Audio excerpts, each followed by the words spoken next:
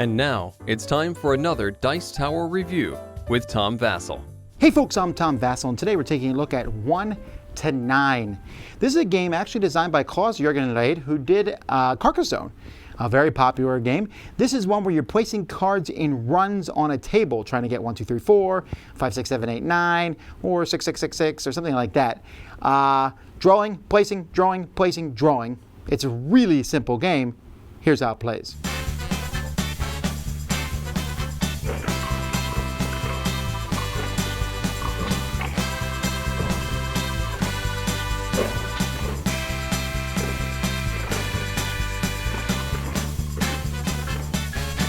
There's a board on the table that's 1 through 9 of 4 different colors, and players are going to have a deck of cards that has these numbers in it, 1 through 9, twice of all 4 colors. There's also some wilds, 1 through 9 of each of the different colors, and some +3 cards. 5 cards are randomly drawn to put out on the table. Players will start with a handful of 5 cards. On a player's turn, they are going to do one of various actions. Usually you play a card. You put a card on the board, and then you will draw 2 cards off the top of the deck and put them in your hand. If the card that you're putting on the board is already on the board, like here, this 2 would go on top of the 2, the exact same one, I would simply discard the card instead and add one of these wild cards to my hand. You can also play a straight if you have 4 or higher of the same cards, so I could put down this 4 and 5 here, for example.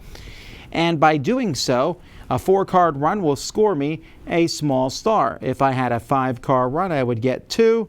A 6, 7, or 8-card run, I would get a 3. Regardless, when you're done with the run, you will remove all the cards from the board and then draw 2 random ones off the top and place them on the board like this.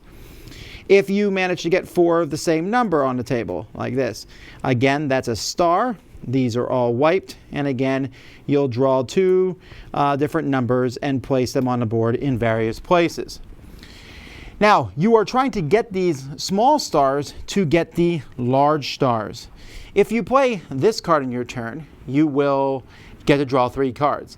And if someone ever does a small run on their turn, they're going to get an extra star as long as this is the top card of the discard pile. But what I really want to do is get 1 through 9. To do that, I would need to play all the numbers that I had. So for example, let's say I had 5, 6, and 9. And for each number I'm missing, if I have small stars, I can use those stars in that place. Then once I'm finished with that, I will get a large star. So small stars only exist to help you get to the large stars. The first person to get 3 large stars is the winner. The cards in the game are okay. They're small little cards. They match the board. But honestly, the stars, the board themselves, it is kind of hard to justify just how big this box is comparatively when you're literally putting in a board, some stars, and then a small deck of cards. Not to mention, the whole game looks very generic. There's like not much artwork. The cards are different colors. Even the green and red cards, you can only differentiate them by color, which isn't good if you are colorblind. Components for this are okay at best.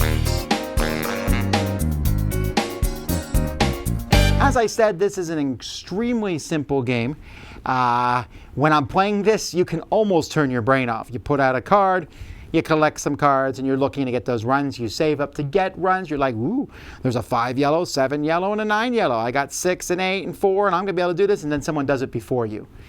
And then you just try to get as many runs as you can to save up the small stars so that you can make those big runs to get the large ones. That's it. Just goes around and around and around. It's simple. Think Uno level. That's really where this game is at. The +3 cards are pretty powerful because you play those. You're not helping someone else out. Like you're not putting a card on the board to help other people. Sure, you give them the opportunity to get an extra small star in their turn. But if there's no way that they're going to be able to finish a run in their next turn anyway, who cares? Forgettable.